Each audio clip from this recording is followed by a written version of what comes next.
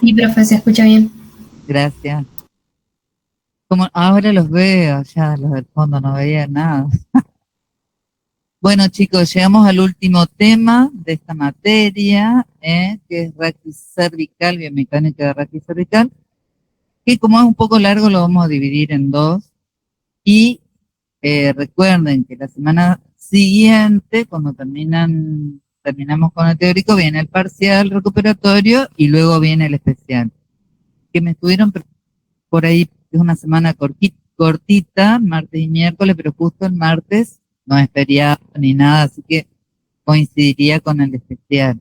Ese día, no recuerdo ahora qué día es de junio, pero 16, 15, 16. Pero como está en el cronograma, está bien. ¿eh? Bueno, vamos a entonces iniciar con el raquis cervical, que es la porción, digamos, superior, ¿eh? Eh, de la columna y que está formada por 7 vértebras. ¿Recuerdan? Las dos primeras, muy distintas al resto. La primera es el atlas, la segunda el axis. Acá lo que vemos es el axis. Fíjense cómo está organizada y forman una curvatura de tipo cifosis o lordosis, lordosis cervical. ¿Mm? Bueno, es la parte más móvil del raquis y también es la más frágil. ¿Por qué? Porque no debe soportar tanto esfuerzo ni tanto peso, sí, la cabeza.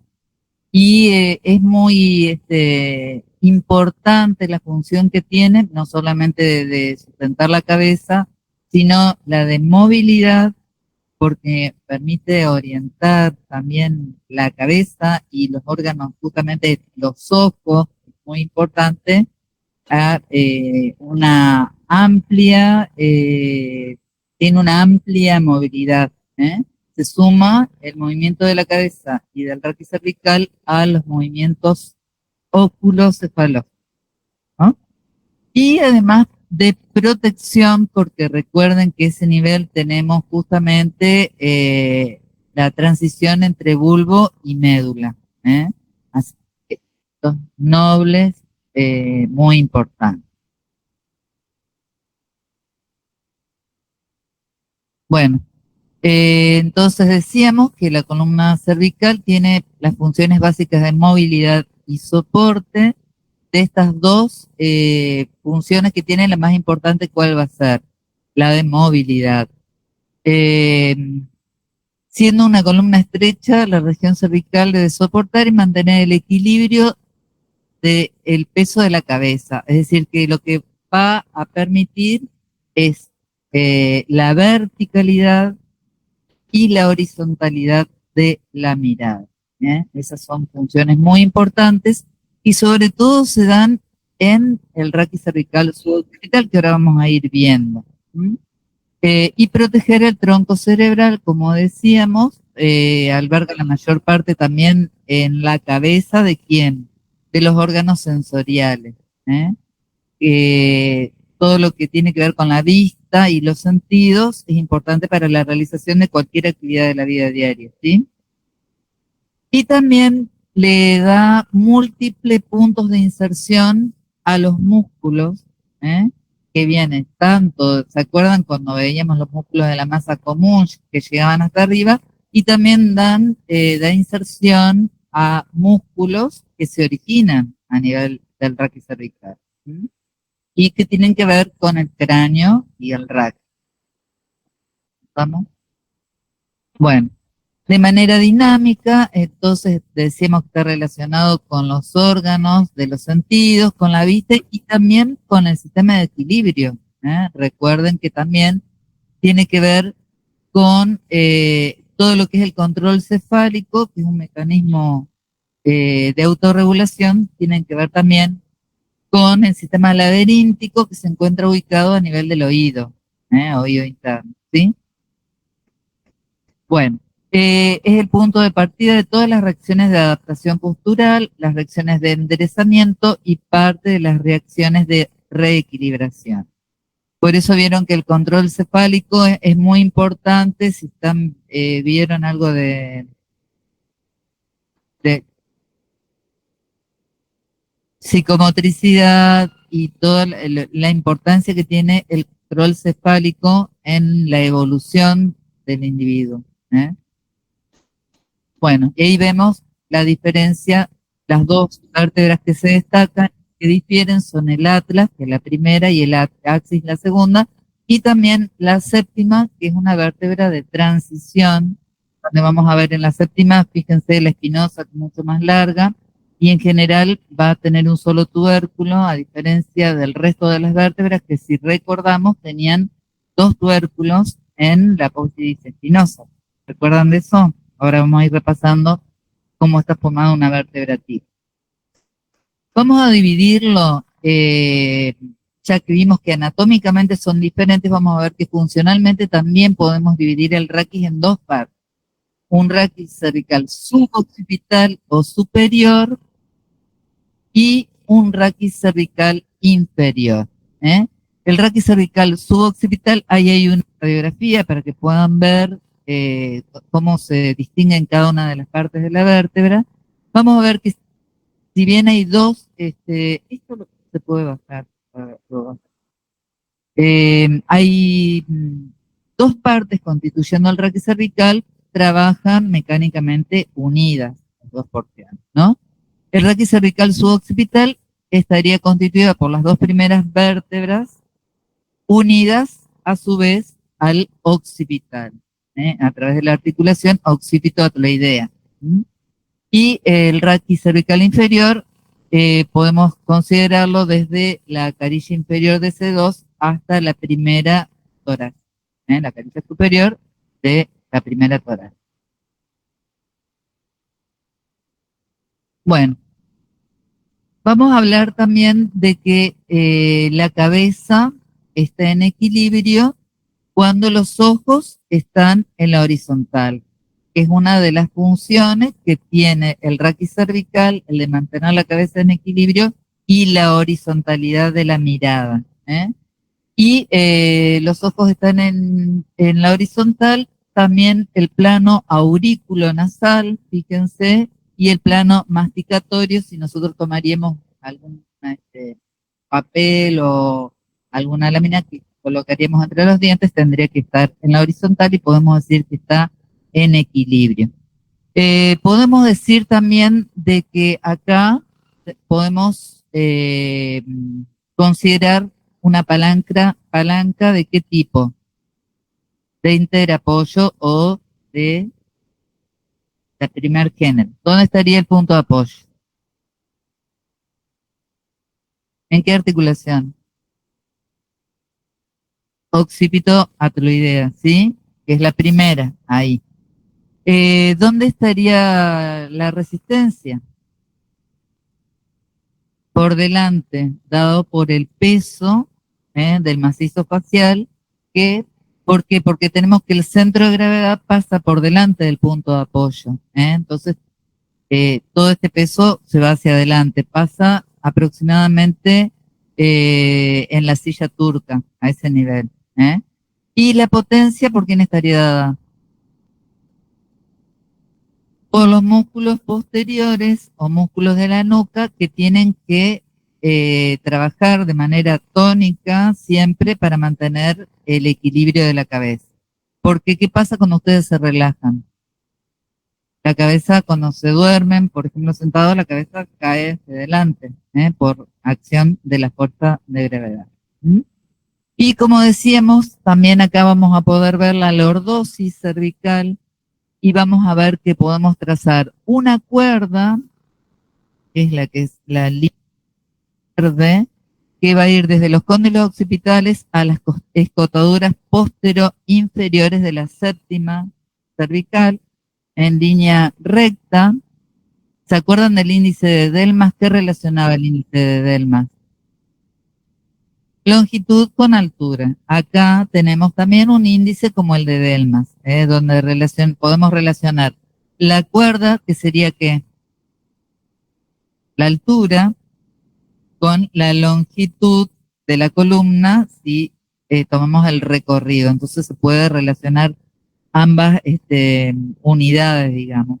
Y podemos decir que la cuerda va a ser igual a la longitud cuando es alguna vez, ¿es igual o es menor la cuerda? Si tenemos una lordosis. Es menor, ¿eh? Es menor. Siempre va a ser menor. ¿M? Normalmente es menor, ¿sí? Y luego también tenemos una flecha, que es un trazo, digamos, perpendicular a la cuerda a nivel de C4, que es donde se produce la mayor curvatura de la lordosis. ¿Eh? Y esa cuerda va a poder aumentar cuando se aumenta la lordosis o va a poder disminuir cuando se disminuye la lordosis e incluso cuando se rectifica la columna va a desaparecer o se va a invertir durante la flexión, donde se invierte la lordosis. ¿Se entienden? Muy bien. Pasamos si quieren. ¿Está bien ahí? No, está todo claro. Bueno, en la osteocinemática, ¿qué movimientos tenemos en la columna cervical? Movimientos de flexo-extensión, de inclinación lateral y de rotación. ¿Estamos? Cada uno de los segmentos funcionales permite un movimiento que es principal y otro que es accesorio. Nivel C0, C1, ¿a qué le llamamos C0, C1? A nivel del occipital con el atlas. Le podemos llamar al occipital nivel C0. C1, la flexoextensión es el principal movimiento y las rotaciones van a ser secundarias. Y en el nivel C1, C2, el principal movimiento va a ser el de rotación y el secundario va a ser la flexoextensión. Recordemos un poquito, ¿a qué género pertenecían esas articulaciones del occipital con el atlas? Bicondilia. Y las articulaciones del atlas con el axis, tenemos de los dos tipos, ¿no es cierto? Tenemos una articulación media, que es de tipo trocoide, y dos laterales, que son artrodias. O sea, entre el occipital y las dos primeras vértebras tenemos articulaciones de qué tipo? Sinovial. Quiere decir que acá no tenemos disco intervertebral tampoco. Los movimientos de inclinación pertenecen fundamentalmente al raquis cervical inferior. En realidad los movimientos del raquis cervical suboccipital son más bien movimientos no tan amplios y destinados justamente al equilibrio de la cabeza y al poder dirigir la mirada hacia algún elemento preciso. Más que nada, la mayor amplitud de movimiento está en el raquis cervical inferior. Entonces podemos tener dos patrones de movimiento en el plano sagital. Un patrón cráneo-cervical que permite la movilidad de la cabeza sobre el raquis, o un patrón cervical cuando se requiere una mayor amplitud e involucra todo el raquis cervical. Bueno, ahí tenemos para mirar un poquito cada una de las vértebras. Ya podemos considerar a la tercera vértebra cervical como una vértebra cervical tipo. Recordemos cómo estaba conformado el atlas. ¿Tenía cuerpo? No tiene cuerpo. Tenía dos masas laterales que tenían en la cara superior superficies articulares que tenían forma cóncava y que se van a corresponder a qué? A los condilos del occipital. Unidos en la parte anterior por un arco, el arco anterior, ¿se acuerdan? Que tenía una superficie en la parte posterior, ¿para quién? Articular, para el diente del axis. Luego tenemos en la parte posterior, esas dos masas laterales están unidas por otro arco, porque acá no tenemos aposiginosa, sino que están unidas por un arco. ¿Y qué más tenemos acá que nos permite identificarlo? Tenemos también un canal en la parte superior del arco posterior, por donde pasa la arteria vertebral que va a ascender al cráneo. Y tenemos, ¿qué era eso? Las apófisis transversas, porque articulares tenemos las masas laterales y la cara inferior de las masas laterales tiene dos superficies que son planas o convexas, para articularse con las carillas laterales del axis. Entonces estas son las apófisis transversas y que están perforadas por el agujero transverso por el que asciende, ¿quién? La arteria vertebral. Eso en líneas generales. Después ustedes van a repasar todos los detallecitos que por ahí le van a encontrar.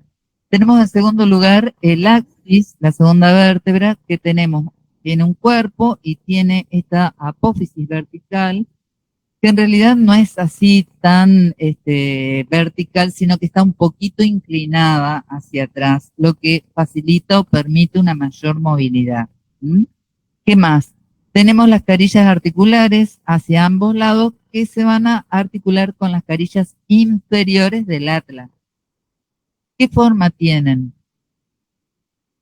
Convexas son, no son cóncavas, son convexas. Es como si fueran, háganse la idea de hombreras. Tienen forma de hombreras.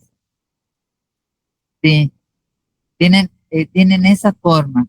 Y ahora vamos a ver qué importancia tiene que estas superficies sean convexas y las inferiores del atlas también sean convexas. O si las vemos planas, por ahí el mismo cartílago que las recubre le da la forma convexa. Bueno, ¿y qué más tenemos acá? Tenemos otra vez las apófisis transversas con el agujero transverso. Tenemos las láminas, las articulares, fíjense, en la parte inferior tenemos articulares para la tercera, que ya son más parecidas a las articulares inferiores del axis a lo que correspondería a una vértebra tipo. Luego tenemos esta apófisis que va a ser bituberosa, está dividida en dos tubérculos, y eso es debido a que se insertan músculos, muchos musculitos ahí a ese nivel. Bueno, y por último tenemos la tercera vértebra cervical, que ¿qué diferencia tiene con la vértebra dorsal, por ejemplo?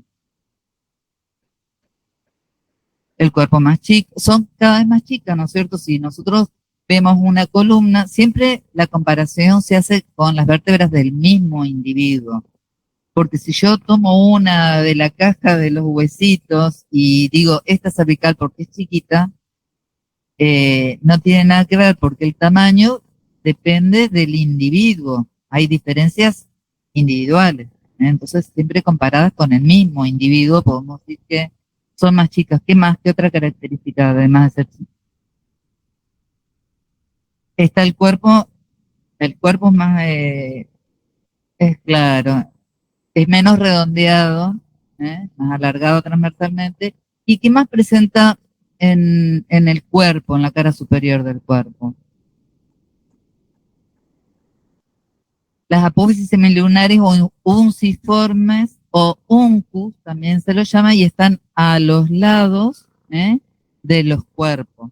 Y en la cara inferior de esa vértebra, ¿qué va a haber? Una faceta biselada o cortada en bisel para que se corresponda con los ganchos o apófisis unciforme de la vértebra que le sigue, ¿sí? ¿Qué más?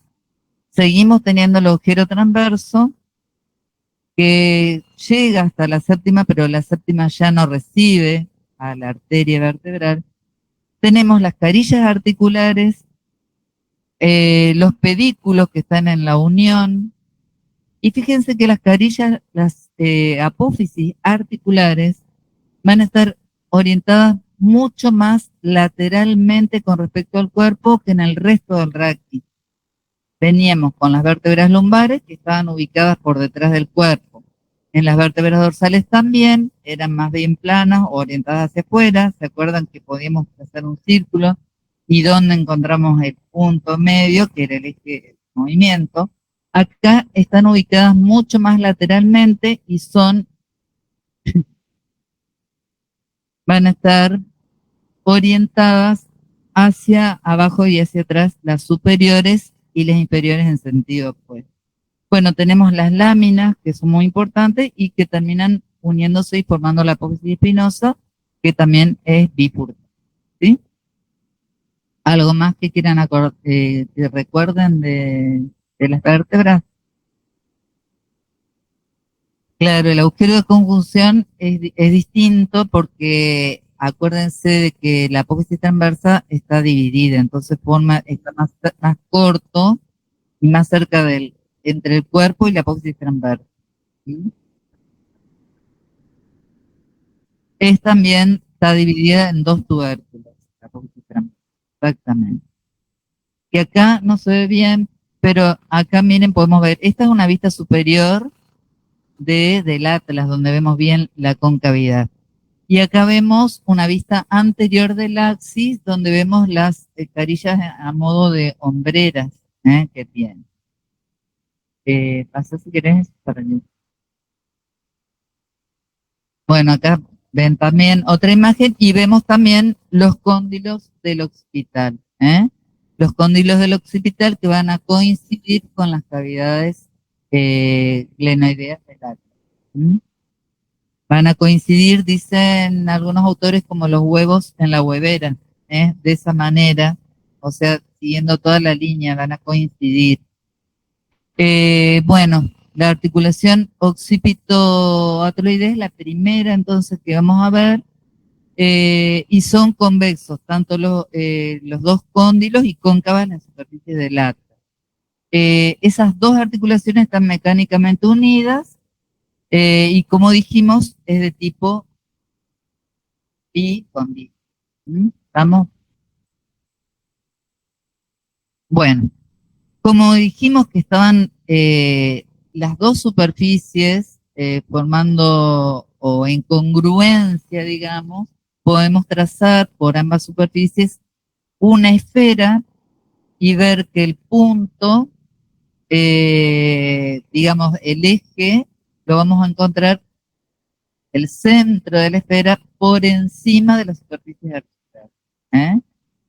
Cuando la superficie convexa, bueno, vamos a tener ahí que aplicar la regla convexo-cóncava. ¿Se acuerdan cuando vimos en la clase anterior que hablamos de Kaltenborn y que teníamos que el occipital con el atlas correspondía a la regla convexo-cóncava, igual que el sacro con el coxis, y el resto de la columna era cóncavo-convexo? ¿Se acuerdan que vimos eso?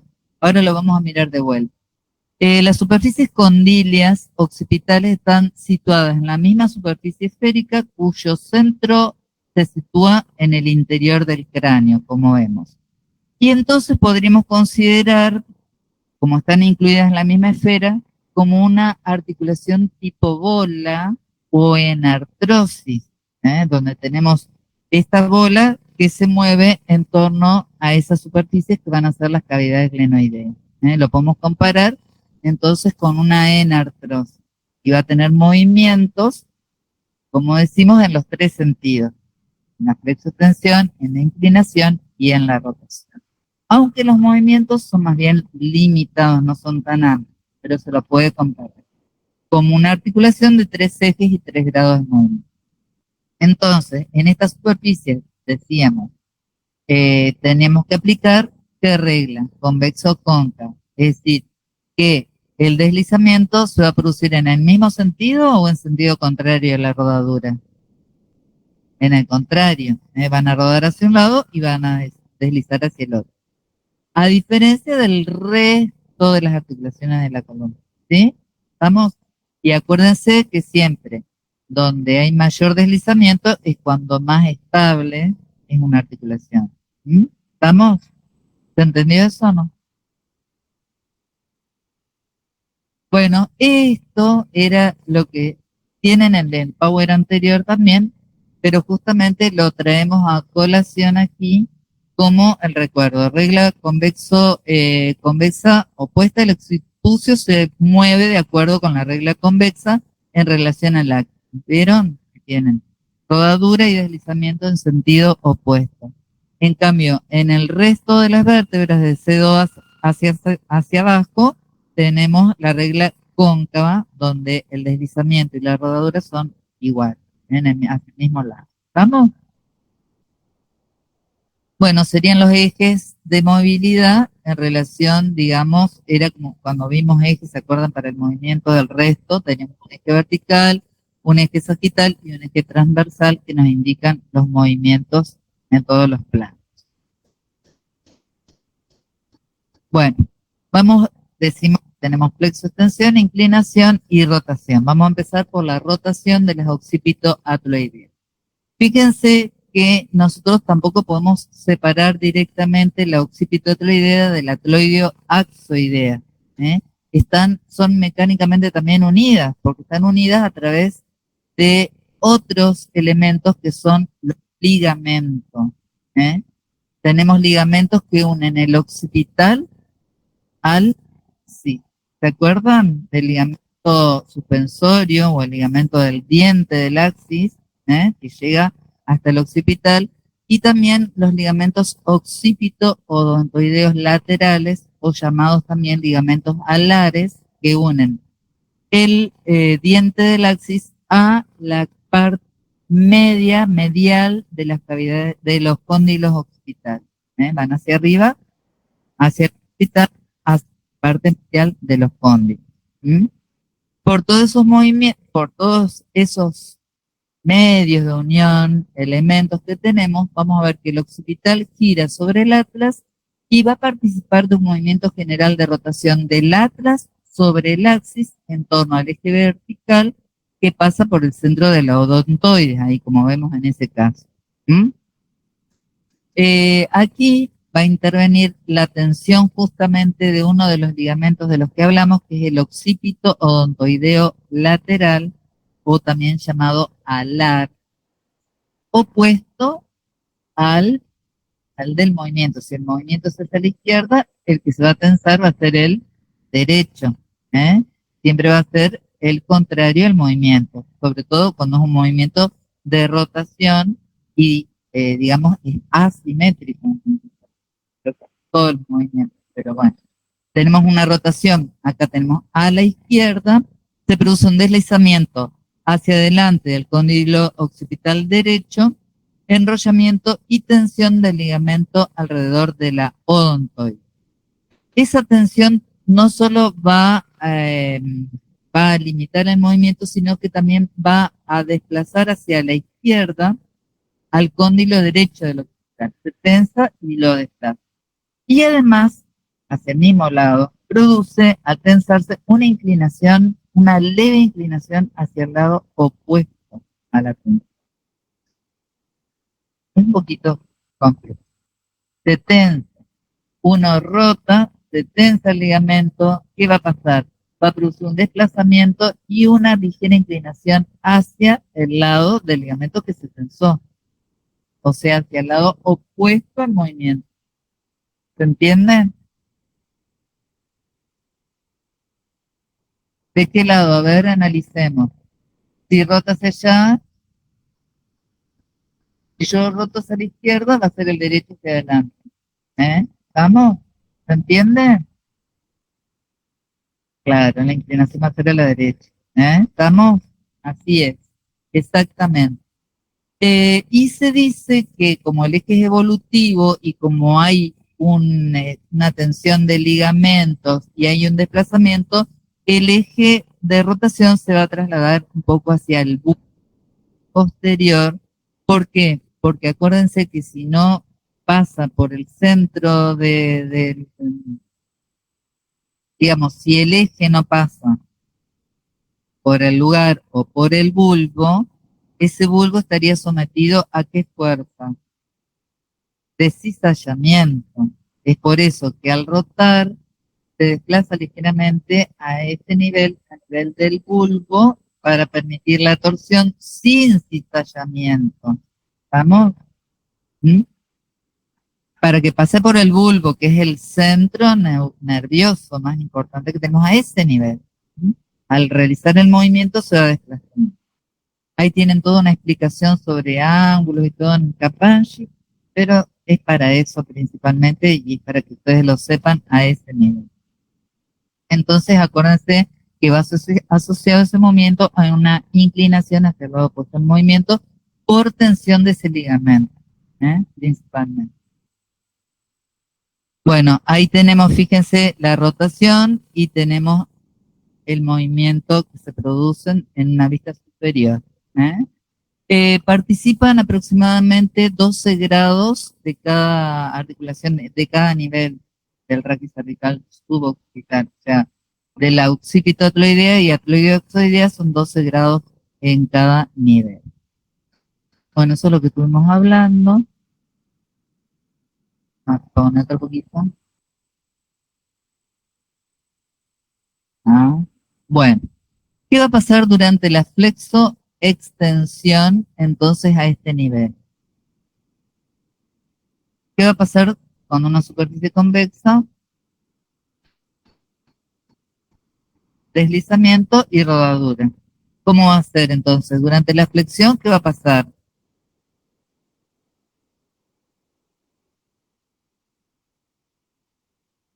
¿Qué hace en flexión? Rueda y se desliza hacia atrás. Entonces lo que acá marca Capaggi, que ustedes van a ver, habla del deslizamiento, no habla de la rodadura ahí. Nosotros, por Kaltenborg, claro, desliza hacia atrás y rueda hacia adelante. Acuérdense nada más que tienen que agregarle un poquito de la rodadura que no nombra Capaggi, pero que nosotros sabemos que se producen en ese tipo de articulación. ¿Estamos? Y en extensión, ¿qué pasa? Rueda hacia atrás y desliza hacia adelante. No, no. Acá tenemos una sinovial y con condilia sobre todo, entonces es más notable ese tipo de movimiento. Acuérdense que en las demás articulaciones las carillas son más bien planas, y hay más deslizamiento y son más estables, por el género articular también. ¿Estamos? ¿Se entiende eso? Bueno, fíjense entonces, durante la flexión y durante la extensión. Acá tenemos también la flexión y la extensión. Fíjense acá, que está bien marcado, rola y desliza, rueda y desliza, igual en la flexión. Es lo mismo siempre, ¿no es cierto? Para que no se complique en la vida, rodar y deslizar. Acá en el sentido opuesto. Tenemos que agregar quiénes están tensando acá. Acá no tenemos disco intervertebral, ¿o sí? Pero tenemos ligamentos tanto en la parte de región anterior como en la posterior. Y fíjense que acá tenemos el axis, el atlas, y tenemos que en la extensión se aproximan las superficies óseas, entonces el tope va a ser óseo y se van a tensar los ligamentos de la parte anterior, y en la flexión se van a tensar los ligamentos ubicados en la parte posterior, que ahora vamos a ver que son una buena cantidad, pero siempre ubicarnos de esa manera para que sea más fácil después. Si me dicen qué ligamento se tensa ahí en la flexión, será en la flexión. Ahora vamos a ir viendo todos los ligamentos y vamos a decir quién se tensa en qué movimiento. Acordamos. Bueno, entonces eso era en cuanto a la flexo-extensión de la articulación occipito-atloidea, y acuérdense que siempre va acompañando a los movimientos de las articulaciones inferiores. Acá lo estamos separando y analizando, pero en realidad van juntos, ¿no? Vamos a ver la inclinación. ¿Qué pasa con la inclinación? La inclinación lateral en ese raquis cervical suboccipital. La inclinación es muy escasa, digamos, a este nivel, y entre el atlas y el axis no existe. Sí, un poco a nivel del occipital atlas y a nivel del axis y la tercera. ¿Ven? Hay una ligera movimiento. Fíjense que acá, ¿qué pasó? Están las flechitas indicando que hay un deslizamiento, un pequeño deslizamiento, porque es de muy poquitos grados, hacia el lado opuesto al de la inclinación. ¿Eh? No existe entre atlas y axis, se efectúa únicamente entre axis y C3 y entre occipital y atlas, siendo de escasa amplitud, limitado por la tensión de la cápsula de las occipito-atloideas y sobre todo por el ligamento occipito-odontoideo lateral y en ese caso derecho, ¿no? Acá vamos a ver que esta inclinación es hacia el otro lado. Tenemos la imagen donde vemos el deslizamiento y la rodadura, pero hacia el lado izquierdo, para que les quede derecho, izquierdo. ¿Se entiende ahí? ¿Con? Claro. Y claro, fíjense también cómo ascienden del lado, se separan la superficie y se aproximan del lado de la inclinación. ¿Está? Bueno, ¿se entiende eso? Es sencillo, no se compliquen con esto, tómenlo como, no es tan complicado, pero lo que pasa es que hay tanto, claro. Bueno, acá vamos a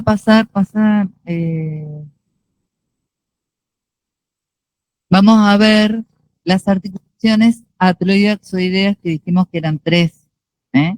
Una media que unía la apófisis odontoides a la carilla articular de la cara posterior del atlas y que está unido por este elemento que se insertaba en la parte interna de las masas laterales del atlas que se llama ligamento transverso, que es sumamente importante porque impide, ¿no es cierto?, que el atlas avance y quede comprimido la médula, pulgomédula a ese nivel. ¿Eh? Ahí sostiene el diente, y a su vez va a tener haces que vayan al occipital y hacia el cuerpo del axis que van a formar el ligamento cruciforme, que refuerzan al ligamento transverso. Pero el ligamento transverso es fundamental. Y fíjense que acá vemos una vista de perfil del axis y fíjense la forma que tiene el diente, que es más bien incurvado hacia atrás, lo que le va a permitir también realizar los movimientos de flexo-extensión. Porque si fuera vertical totalmente, se vería el movimiento trabado antes, la flexo-extensión. Bueno, la carilla articular superior del axis es ovalada y convexa de adelante hacia atrás. Y la carilla inferior de las masas laterales del atlas también son convexas de adelante a atrás. Acá vemos una y otra y vemos el perfil. Ven como decíamos que las dos son convexas. Y ahora vamos a ver cuál es la consecuencia. Entonces la atloide-odontoidea media dijimos que era trocoide y las laterales son artroide. Bueno, esa es otra imagen. Acá una vista superior ven el ligamento transverso ahí, las superficies articulares. Acá también la superficie articular. Acá también el ligamento transverso. Y fíjense, acá están seccionados los ligamentos alares, tan importantes, que van hacia el occipital. Bueno, ¿cómo se produce? Dijimos que entre el atlas y el axis no hay inclinación, o sea, la inclinación la pasa, no hay. Dijimos que no hay. Entonces vamos a ver lo que es la flexo-extensión en esas tres articulaciones. Durante la flexión o la flexo-extensión, la carilla inferior de las masas laterales del atlas también ruedan y deslizan al mismo tiempo. Son como si fueran dos ruedas, una sobre la otra, porque las dos superficies son convexas. Pero van a estar sujetas por ese ligamento transverso que impide que haya un bostezo hacia atrás o hacia adelante, porque el diente del axis va a estar sujeto al arco anterior del atlas. Entonces, lo que va a pasar es que ese ligamento transverso, mientras se mueven las superficies articulares de atlas y axis, se va a deformar. Entonces va a permitir que se incurve hacia arriba. Hago la extensión, el ligamento va hacia arriba, hago la flexión y el ligamento se va a incurvar hacia abajo. Si fuera todo óseo el contorno, también sería mucho más limitado, porque la apófisis odontoides no es totalmente simétrica ni uniforme, como todo lo que es óseo. Es necesario que haya un ligamento que termine de formar esa articulación para que el ligamento sea más amplio y no esté tan trabado. Tanto la forma de la apófisis odontoides como la presencia de ese ligamento son los que favorecen el movimiento de la región. Es tan fuerte que también justamente impide que haya lesiones de tipo neurológico y haya una amplitud lo suficientemente importante. Bueno, ahora pasamos, era eso lo que... Ajá, el centro del movimiento se proyecta casi en el centro de la apófisis odontoides también, seguimos ahí. Bueno, rotación en las articulaciones atloideo-odontoidea y atloideo-axoidea. La articulación atloideo-odontoidea durante la rotación hacia la izquierda, por ejemplo, tenemos que tomar como si la apófisis odontoide estuviera fija y que lo que rotara serían las masas laterales sobre la apófisis odontoide. Entonces, si esta permanece fija y el anillo osteoligamentoso gira en sentido inverso a las agujas del reloj, alrededor de un centro que corresponde al eje de la odontoides, gira y se tensan todos los elementos del lado contrario a donde se produce el movimiento de rotación. ¿Sí o no?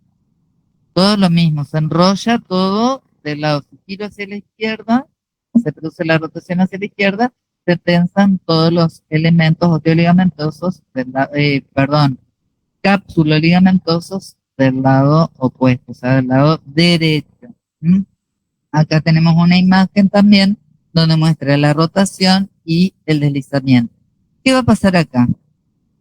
Que si yo voy a hacer una rotación, por ejemplo, una rotación hacia la izquierda, podemos decir que va,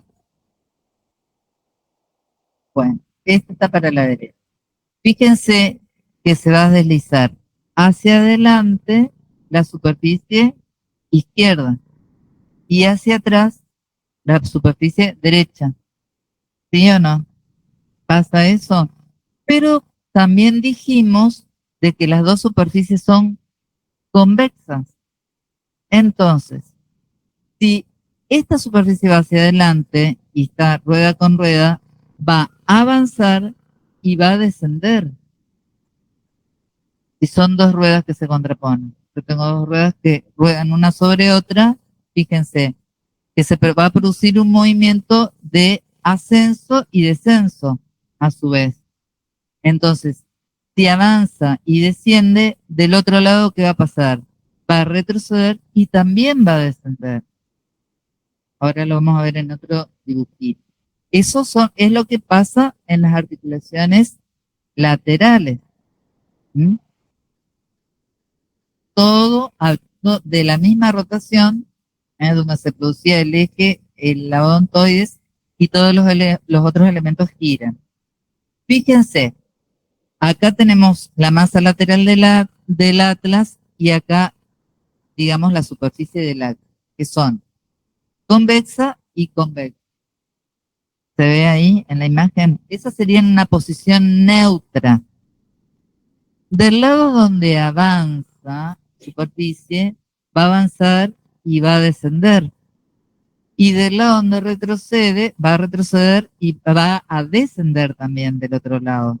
Es como si la bola va y viene, pero de un lado se comporta de una manera y del otro de otra, porque es una rotación. ¿Se entiende eso?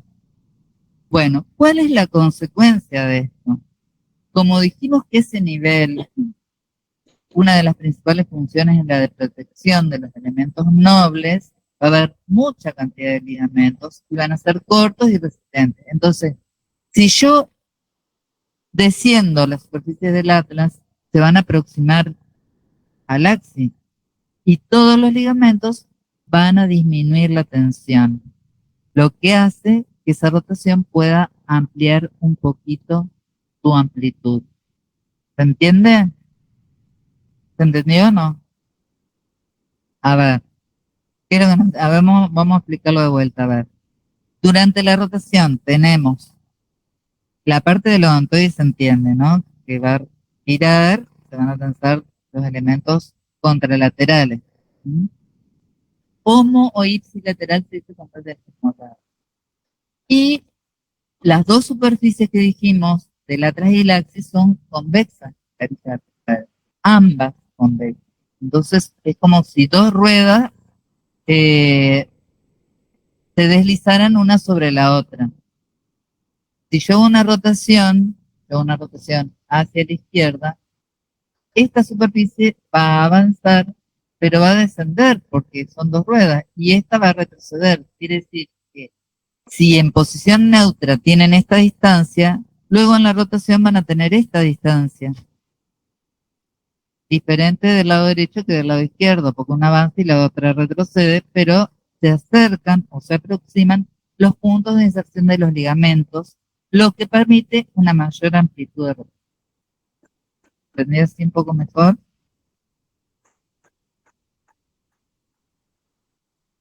Ahí, fíjate que sí, pero disminuyen igual, se aproximan los centros, los puntos de inserción de los ligamentos. Porque vos acá tenés qué tipo de articulaciones.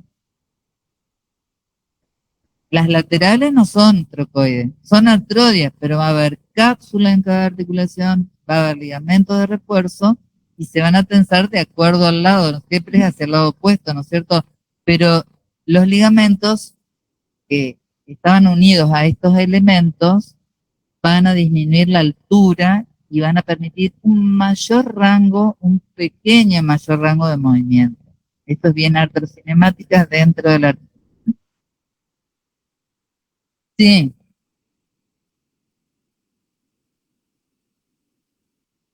es un deslizamiento, sí, deslizan, sí, sí, deslizan como una rueda sobre otra, ¿eh? Como que es nada más que eso. Sí, sí, sí, ahí sí deslizamos, porque ahí, no, ahí tenemos un deslizamiento. Y fíjense que lo que hace es que se desplacen verticalmente 2 a 3 milímetros. Es como de modo helicoidal se le llama, o también a manera de tornillo. ¿Eh? Cuando uno, ¿vieron cuando baja el tornillo sube? Bueno, así es como sería el movimiento de rotación, donde se aproximan, descienden, digamos, se aproximan los centros, la inserción de los ligamentos o se ¿estamos? Bueno, pasamos. Cualquier cosa igual lo leen y lo que no entienden de vuelta lo vuelven a preguntar. ¿Estamos? Claro. El movimiento es ese. Vayan repasando qué es lo que pasa en cada nivel, pero ese es el movimiento principal, digamos, ¿eh? Las rotaciones y, ajá, bueno, eso es muy importante lo que está por decir, de dónde están ubicadas las superficies.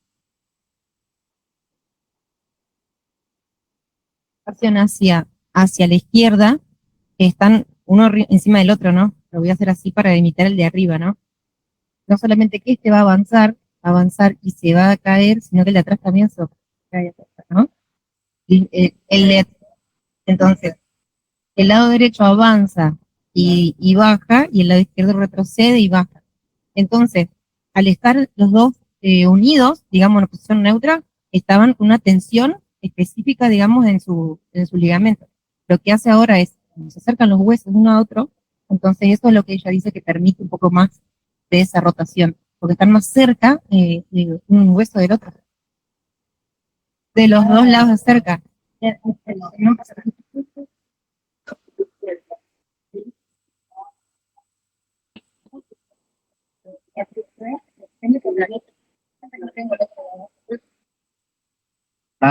Va a descender también. Desciende de los dos lados, ¿eh? Cuando se hace el movimiento de rotación.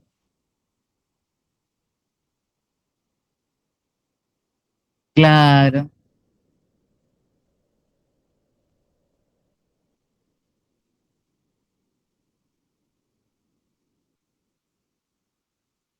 Sí, sí, también. Siempre acá se tensan son ligamentos y cápsulas. Es del lado opuesto al de la rotación siempre, chicas. Siempre del lado opuesto al de la rotación como en cualquier otro lado. Pero esto lo que les da es un poquito más de amplitud al movimiento a ese nivel, ¿eh? Que están limitados igual, ¿eh? Pero eso les permite un cierto margen, unos milímetros más. ¿M? Bueno, y esto es para ver que el aparato ligamentoso de esta región es muy abundante y muy resistente. Y acá tienen toda la imagen, fíjense todo, acá está el diente del axis, la tercera vértebra, la tercera, el atlas, todos los elementos de unión en la parte anterior y en la parte posterior. ¿Cuál es el más superficial? El ligamento vertebral común anterior. Después tenemos el ligamento occipito odontoideo, occipito axoideo, occipito odontoideo medio, los alares, occipito axoideo, occipito atloideo anterior y anterolateral. Acuérdense que acá en estos dos primeros niveles tenemos cápsulas articulares, ¿eh? Cápsulas, que son articulaciones de tipo sinovial, a diferencia del resto de las vértebras. Ligamentos alares, ligamento occipito transverso, transverso axoideo, occipito atroideo, ligamento vertebral común posterior. Esos irían todos uniendo lo que es el pilar anterior, ¿eh? Y en la parte posterior luego tenemos todas las cápsulas, tenemos los ligamentos atroideo occipito posterior, interespinoso, amarillo, cervical posterior, que acá a nivel cervical toma una dimensión mayor y se le conoce como ligamento nucal, el supraespinoso, que se inserta en toda llega hasta la protuberancia occipital externa, la inserción de manera sagital y media. Pásalo, porque ahora vamos a ver por planos. Ahí tenemos una vista posterior para que lo vean, la parte esquelética y luego la parte profunda donde vemos el ligamento transverso, los ligamentos alares y el occipito odontoideo medio o suspensorio del diente. Y luego se le van agregando, acá tenemos las cápsulas de las articulaciones, acá el ligamento cruciforme, ¿ve? El haz que va por el occipital y el haz que va hacia el axis. Y por último, el que cierra todos los planos, ¿cuál es? El ligamento vertebral común posterior. ¿Mm? Eso es para que lo tengan repasando plano por plano los ligamentos que se van agregando, para que vean que hay muchísimos. Bueno, ahí tenemos otra vista, donde vemos el ligamento longitudinal posterior, que cierra, fíjense por detrás, si sacamos los arcos, todo lo que es posterior, llegamos ahí a ver el ligamento vertebral común posterior. Y esto es una vista posterior, fíjense, donde vemos también los ligamentos amarillos ya a este nivel, occipital, atlas y axis. Ahí ya tenemos ligamento amarillo. Y fíjense en rojo acá cómo va ascendiendo la arteria vertebral por los orificios que vimos en la apófisis transversa y va a penetrar después hacia el cráneo por el agujero occipital. Y también tenemos los orificios de salida del primero y segundo nervios, que por ahí preguntan mucho. El primer nervio cervical sale por el agujero de penetración de la arteria vertebral. Acá, ahí lo vemos bien, acá también, el primer nervio. Y el segundo nervio es el famoso nervio occipital de Arnold, que por ahí... Es importante el nervio de Arnold porque lo van a encontrar por la parte nervio, la parte sensitiva de la nuca. Y los demás ya salen por los agujeros de conjunción. ¿Estamos?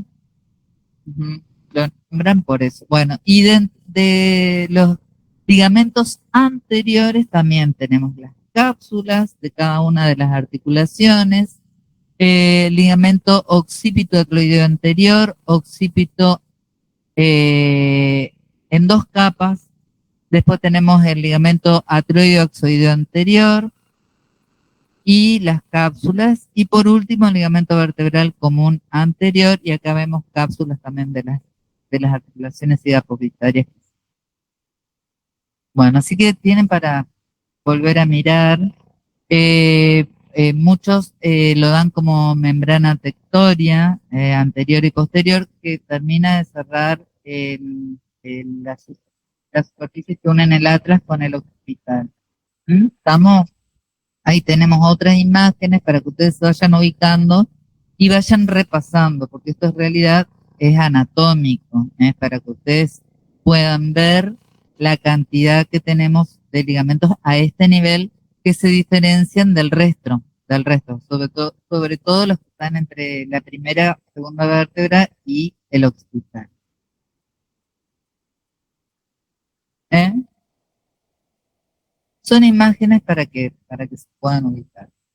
Bueno, los ligamentos de la región cervical superior desempeñan un papel esencial en la estabilidad de la zona, especialmente los que nombramos varias veces, ligamentos alares que conectan la apófisis odontoides del axis con el occipital, ¿eh? Que muchas veces los dan como una sindesmosis, ¿no? Porque es digamos, no hay una articulación verdadera, pero hay una unión a través de ligamentos. Y el ligamento transverso que estabiliza la apófisis odontoides contra el arco anterior del arco. Muy bien. Entonces, raquis cervical suboccipital o superior, que es lo mismo, llegamos hasta la segunda, decimos que los movimientos de flexo-extensión se juegan sobre todo a nivel occipital atlas y poco a nivel atlas axis. Es el movimiento del sí. Vamos a ver. C0 y C1 son más bien articulaciones que permiten el movimiento del sí, de la flexo-extensión. Las rotaciones son patrimonio de C1, C2, donde tenemos principalmente la articulación de tipo trocoide central y las dos laterales, que lo estamos viendo. Y las inclinaciones laterales solicitan a occipital atlas y luego C2, 3, con 8 grados en total, así que imagínense que es muy poco. Entre atlas y axis no hay inclinación. Bueno, pasamos al raquis cervical inferior, que vendría a estar constituido por la meseta inferior del axis a la meseta superior de la primera vértebra tórax. Hablamos de las particularidades que tienen las vértebras cuando hablamos de las características que tenía la tercera cervical, que es común al resto. Fíjense que acá vemos en esta imagen justamente las apófisis, ese me suena a mí, disculpen.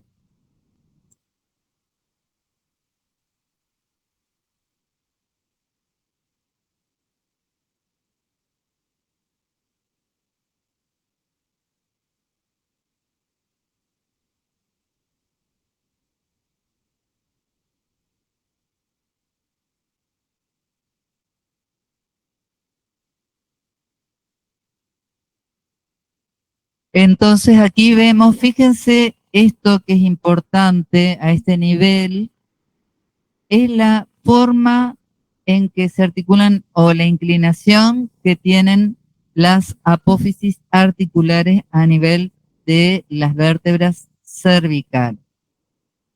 Además de las apófisis unciformes, ¿qué tipo de articulación encontramos entre las apófisis unciformes o ganchos? ¿A qué género pertenecían? No, artrodias. Quiere decir que nosotros, además del disco intervertebral, porque tenemos las articulaciones entre los cuerpos vertebrales que son anfiartrosis, lateralmente tenemos esas articulaciones que son de tipo artrodia, que van a tener su capsulita articular, y o sea que el disco no llega hasta el borde del cuerpo vertebral, porque va a tener esas articulaciones. Y además, bueno, las facetas articulares de las interapofisarias son bien inclinadas hacia abajo y hacia atrás, y además no están ubicadas justamente por detrás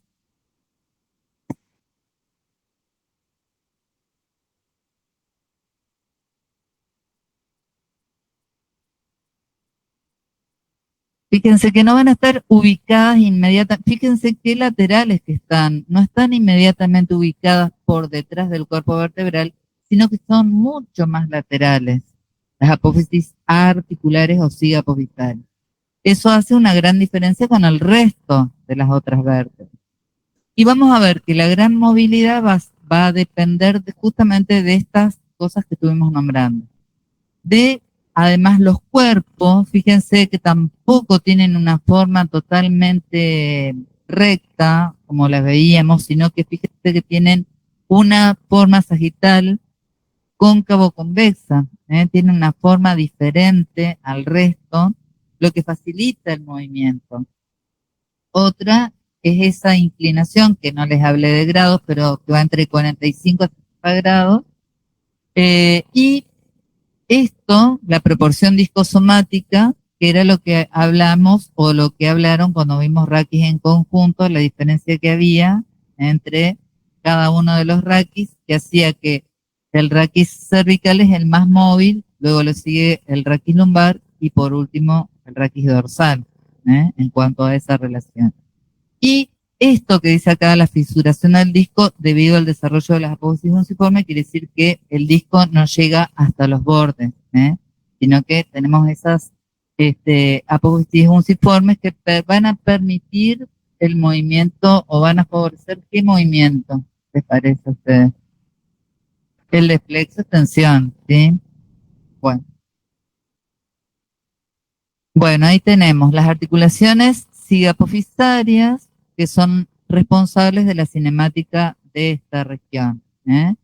Y por su importante inervación también cumplen función fundamental en la neuroregulación postural. Bueno, que la profesora Ana, todos ahí de neuro les va a... Bueno, mira, todos, nadie dijo nada. Anato 2, chicos, Anato 2. Bueno, acá tenemos, fíjense cómo se ven las articulaciones, entonces un covertebral, que son artroides. Pasa. Bueno, vamos a ver también el agujero de conjunción. Fíjense que veíamos una vista superior por donde pasan los nervios, el nervio cervical, digamos, pasa justamente por acá, sale la arteria vertebral, por detrás sale el nervio cervical por detrás de la arteria. ¿Estamos? Y acá vemos también cómo asciende la arteria vertebral, para penetrar en el cráneo, ¿sí? O sea, las relaciones con los elementos nobles es muy importante este nivel, a nivel cervical, fundamental. Bueno, los ligamentos que tenemos acá sí son similares al resto que vimos en la columna. Teníamos el ligamento vertebral común anterior, tenemos los discos intervertebrales, por supuesto, ¿qué más? Los ligamentos transversos, los ligamentos amarillos, los ligamentos interespinosos y el ligamento supraespinoso, que decíamos que acá adquiría mayor importancia a manera de tabique, tiene muchos captores propioceptivos y separa los músculos derechos de los izquierdos. Está más desarrollado a este nivel. Bueno, ¿cómo es la flexoextensión en el raquis cervical inferior? ¿Alguien quiere explicarlo? Vino Vir, que ahora, así que bueno. Acá tenemos una vértebra en posición neutra. Acá vemos las carillas articulares, vemos cómo está el núcleo, el disco. ¿Recuerdan como veíamos en el resto del raquis? Bueno, ¿qué va a pasar cuando se produce la extensión?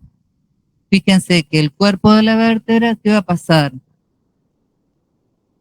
Se inclina hacia atrás, el disco intervertebral se va hacia adelante, el núcleo también, ¿cierto? Se comprime hacia atrás. Y fíjese lo que va a pasar acá con las apófisis articulares. Se va a deslizar hacia atrás la apófisis articular y además se va a producir un bostezo hacia arriba y hacia adelante, a diferencia de lo que pasaba con el resto. Y por supuesto, los elementos posteriores se aproximan y producen la limitación del movimiento. Lo contrario va a pasar en la flexión. Fíjense que en la flexión el cuerpo se va hacia adelante, ¿no es cierto? Se comprime hacia adelante, el disco se va hacia atrás, todo igual que lo que sucedía, pero en las apófisis articulares pasa lo siguiente, se produce un bostezo hacia abajo y hacia atrás. ¿Lo ven ahí? Bueno, ahora vamos a ver por qué. Y fíjense, el movimiento de extensión va a estar limitado entonces por el ligamento vertebral común anterior y los topes óseos. Choque de apófisis articulares y apófisis transversas y contacto de los arcos posteriores a través de los ligamentos. Y en cambio, el movimiento de flexión va a estar limitado por el ligamento vertebral común posterior, cápsula de las articulaciones interapofisarias, ligamentos amarillos, interespinoso y nucal. Vamos, que era lo que vimos hoy de toda esa cantidad de ligamentos que... Bueno, ahí tenemos. ¿Qué es lo que pasa en la flexión? Fíjense, se produce un deslizamiento hacia arriba. ¿Recuerdan que veíamos que había un bostezo hacia abajo y hacia atrás? Un deslizamiento hacia arriba entre las carillas articulares, ¿sí? Y en la extensión se produce un deslizamiento global hacia abajo. ¿Se entiende este dibujito? Bueno, pasamos. Bueno, ¿qué pasa en las oncovertebrales? Facilitan, si hablamos del cuerpo vertebral, la flexoextensión, pero durante los movimientos de lateralidad no van a facilitar, sino que van a producirse bostezos e inclinaciones hacia diversos lados según sea el movimiento.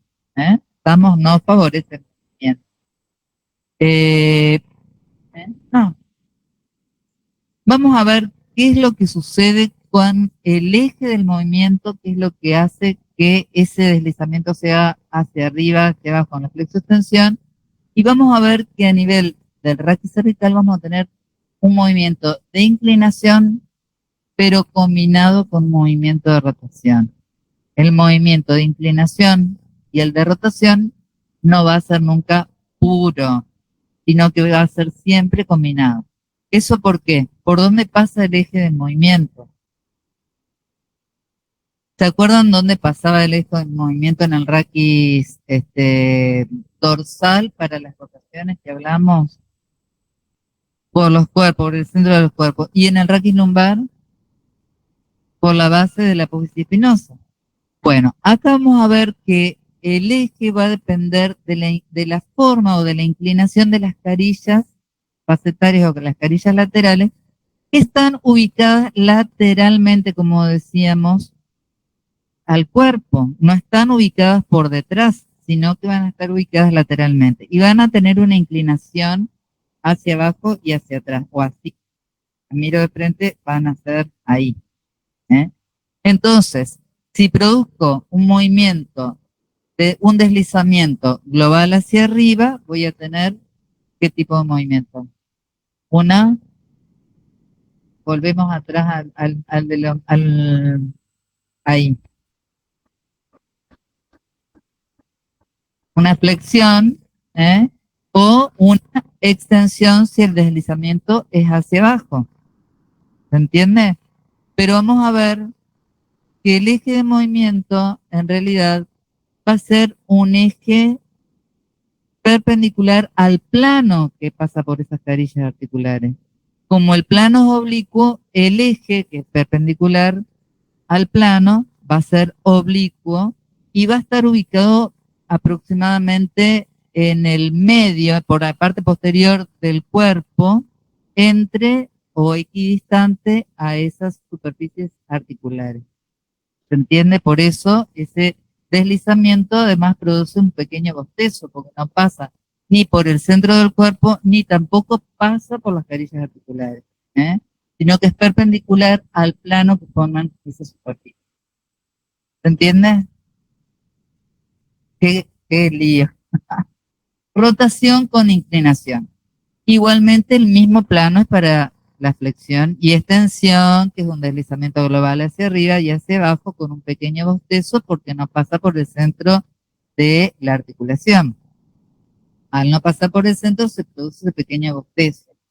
Y acá va a ser un deslizamiento desigual. O sea, si yo hago una rotación, tengo la posibilidad, hago una rotación hacia la derecha, hago una va a ascender y la otra va a descender.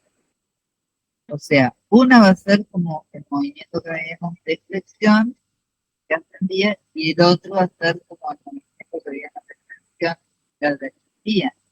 Hace un movimiento combinado, una cabeza con la otra. Entonces, ¿yo qué hago acá? Hago una rotación con una inclinación hacia el mismo lado. No puedo hacer esto ni esto, sino que tengo que seguir la dirección que me marcan la apófisis articular. O sea, la inclinación con la rotación van a ser siempre combinadas. ¿Se entiende? ¿Se entiende? Sí, hay una mudez total.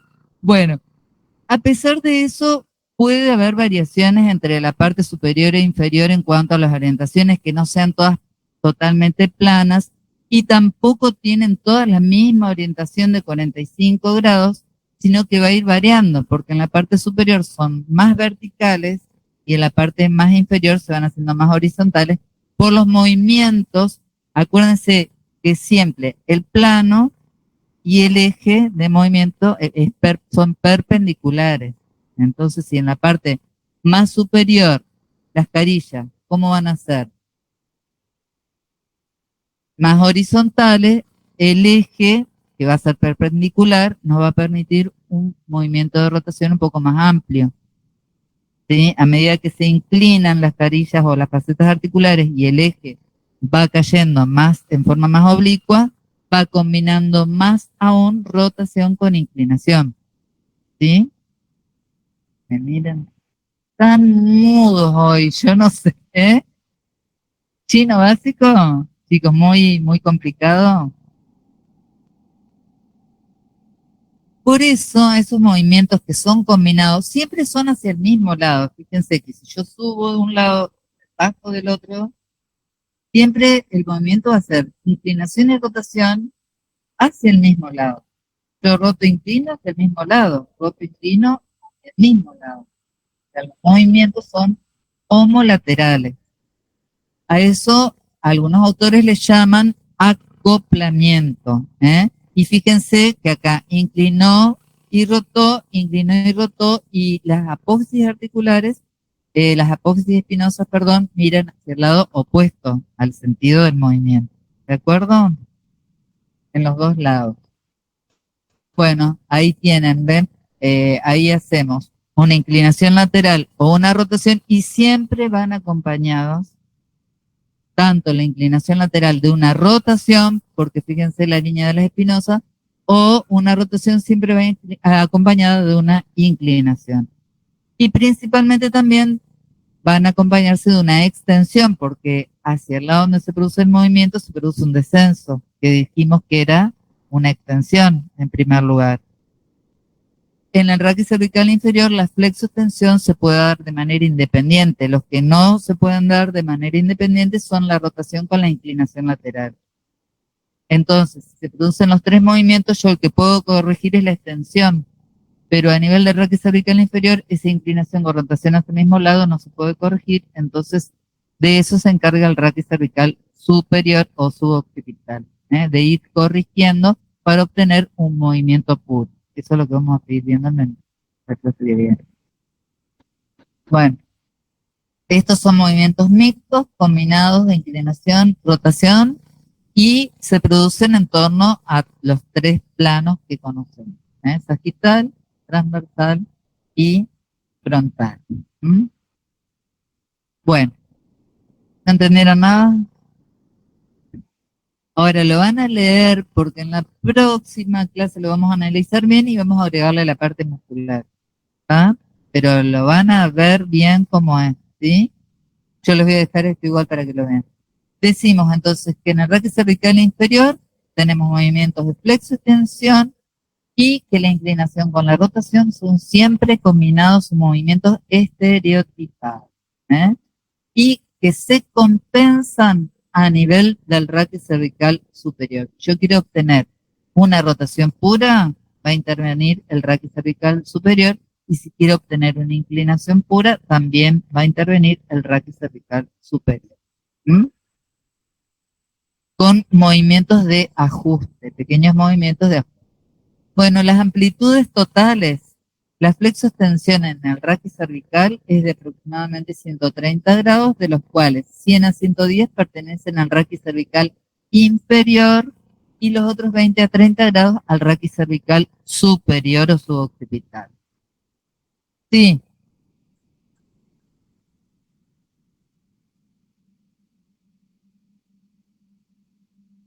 No, son los... El inferior. Si yo roto, inclino en el inferior. Pero, ¿qué es lo que vos querés hacer? ¿La rotación o inclinación? Ajá. Quiero entonces aumentar la rotación.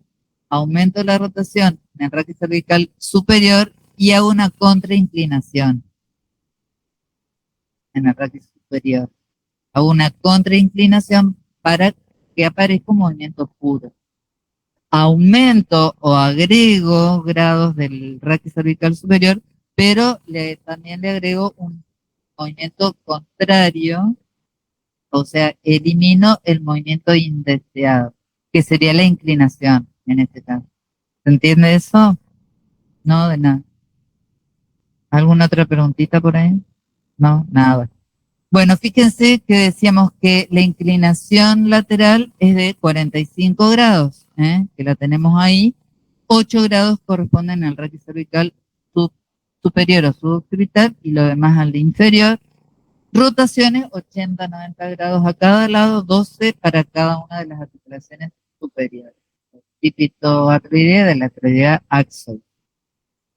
Bueno, las posiciones de apretada, ajá. Close back position, le encanta.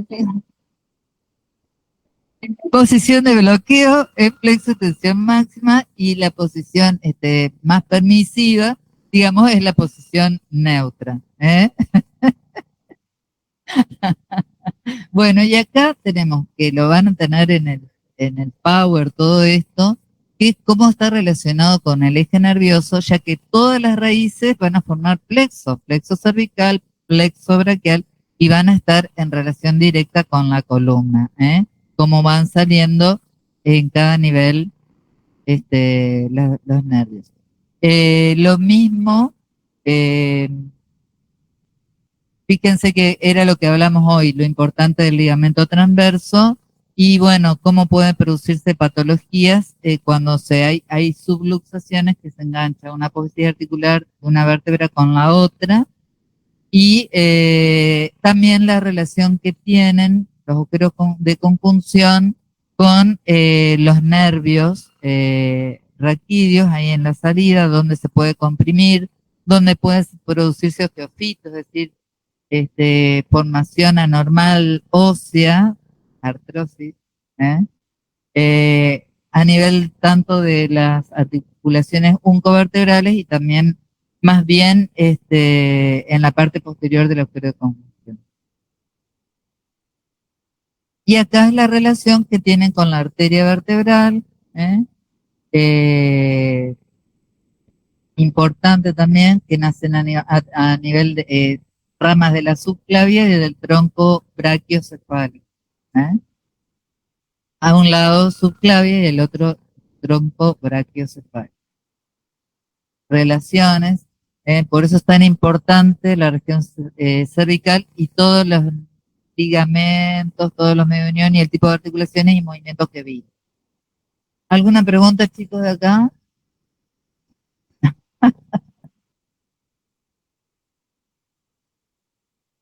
Nada, nada así muy... No entendí nada, por favor díganme que no, no es que no entendieron nada.